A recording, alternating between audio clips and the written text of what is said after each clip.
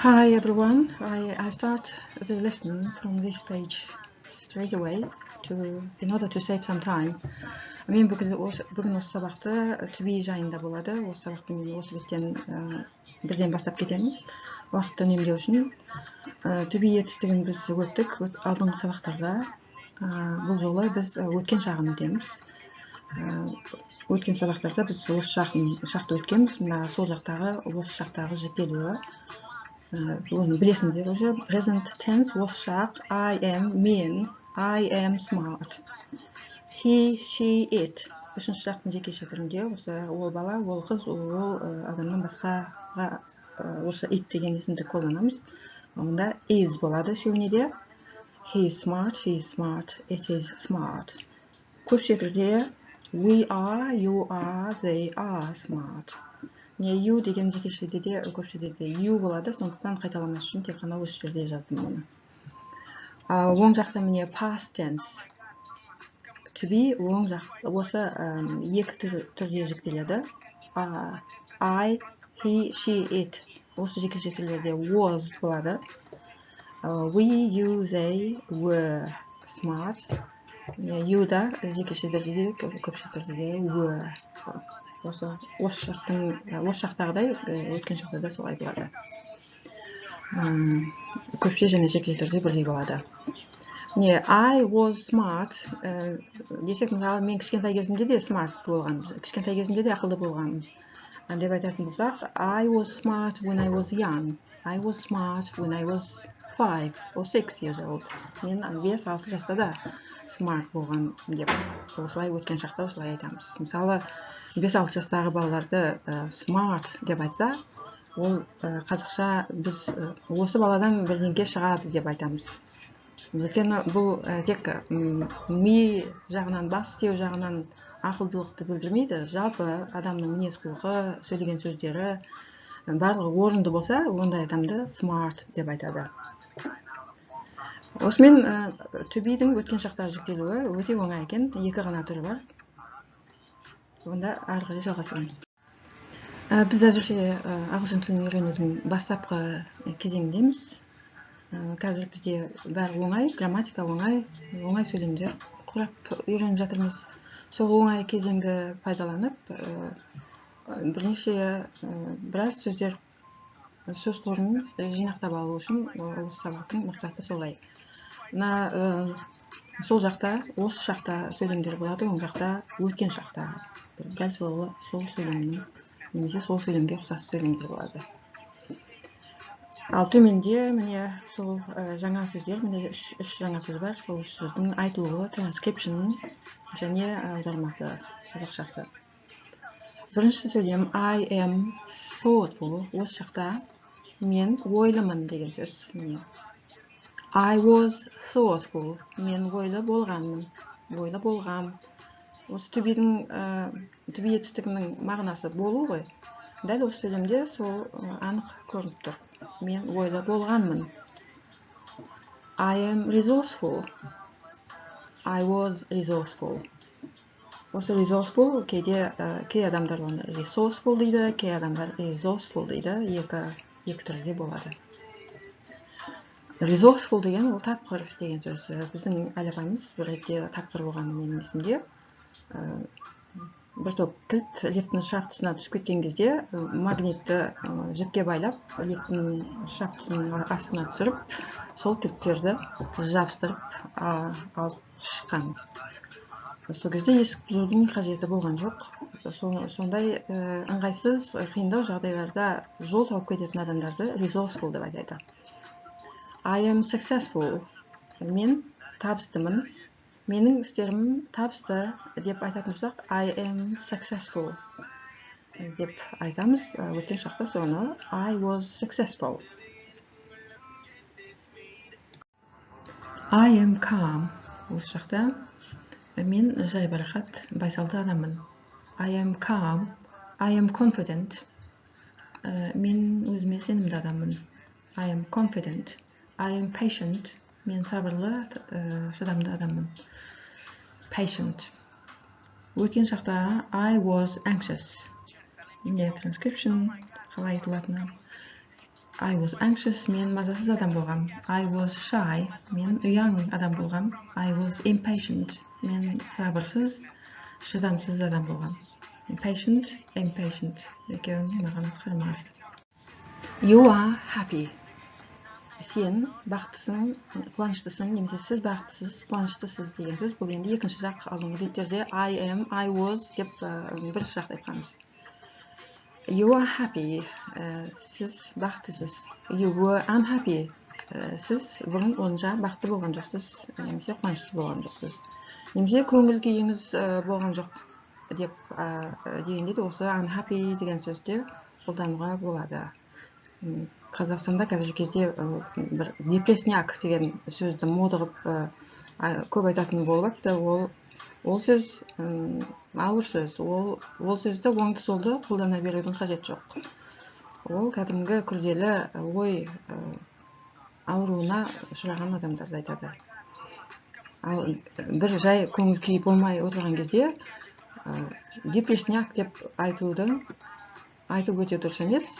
Ол сөзден қашыңдар, ол сөзге қызықпаңдар. Мен айтатыным сол. Ол сөзді мүлдем ұмытыңдар. You are cheerful. Мына жерде cheerful деген сөз ол көңілді деген сөз. You are cheerful. Сен көңілдісің, сіз көңілдісіз. You were talkative. Сен немесе сіз сөзшең болғансыз. Сен көп сөйлейтін болғансың деген сөз. Talkative деген. Talk деген сөзден шыққан сөз. You are charming. Сен тартымдысың, немесе сіз тартымдысыз. Charming. Міне айтылуы. You were boring. Boring деген не айтылуы? Іш пыстыратын деген сөз. Сен іш пыстыратын адам болғансың бұрын деген сөз. Бұл бетте мен алдымен осы жақтағы сөйлемдерді оқимын. You are strong. Сен немесе сіз күштісіз, мықтысыз деген сөз. You are strong. You are brave. Сіз батылсыз, ержүрексіз. You are bold. Сіз батылсыз. You are bold. Past өткен шақта. You were kind. Сіз бұрын мейірімді болғансыз. You were kind. Не айтылуы? You were caring. Сіз қамқор, мейірімді болғансыз. Сол kindге бұл ұқсайды мағынасы. You were loving. Ол да үшеуінің мағынасы да ұқсайды. Loving, мейірімді деген сөз. Сүйіспеншілікке толы. Үшінші жақ жеке сөздер ер адамдар жайында. He, осы жақта he is serious. Ол байсалды деген сөз. Осы сөз орыс тіліне де енген. Он серьезный деген сөз бар, иә. He is diligent. Diligent деген ол өз тірлігін білетін, өз тірлігіне тындырымды адамды айтады. Мысалы, жас балалар жайында айтатын болсақ, he is diligent десек, ол айтқызбай жасай береді өз тірлігін деген сөз. He is flexible. Ол иілгіш, икемделгіш деген сөз. He is flexible. Өткен шақта he was careless. Ол ұқыпсыз, қалай болса солай жүретін болған. He was careless. He was inattentive. Inattentive деген attentive деген сөздің қарама-қарсы мағынасы. Attentive деген мұқиятты деген сөз. Inattentive мұқиятсыз. He was inflexible. Flexibleге қарама-қарсы бір беткей, икемге көнбейтін, икемге жүрмейтін адамды солай айтады. Егер менен кеңес сұрайтын болсаңдар, мен flexible болуға тырысыңдар деп айтар едім. Өйткені ол өздеріне де жан-жақтағы адамдарға да оңай болады. Осы заманда солай болған дұрыстау. Бірақ ол енді ситуацияға байланысты. It depends on the situation. She is tidy. Үшінші жақ жеке сөздер қыздар жайында. She is tidy деген ол қыз жинақы деген сөз. Міне untidy, соның қарама-қарсы мағынасы ол жинақы емес, заттарын шашып жүре беретін, заттарын уақытты толы орнына қоймай жүре беретін адам деген сөз. Ұқыпсыз. She is careful, ол қыз ұқты деген сөз. Бұл жерде солай айтуға болады. Мысалы, осы careful деген сөз, be careful десек, абай бол деген сөз. Ол қыз абайлап жүретін адам, сақ болып жүретін адам деген сөз, немесе ұқыпты болып жүретін адам деген мағынада. Past, өткен шақта, she was untidy. Ол бұрында жинақы болмаған.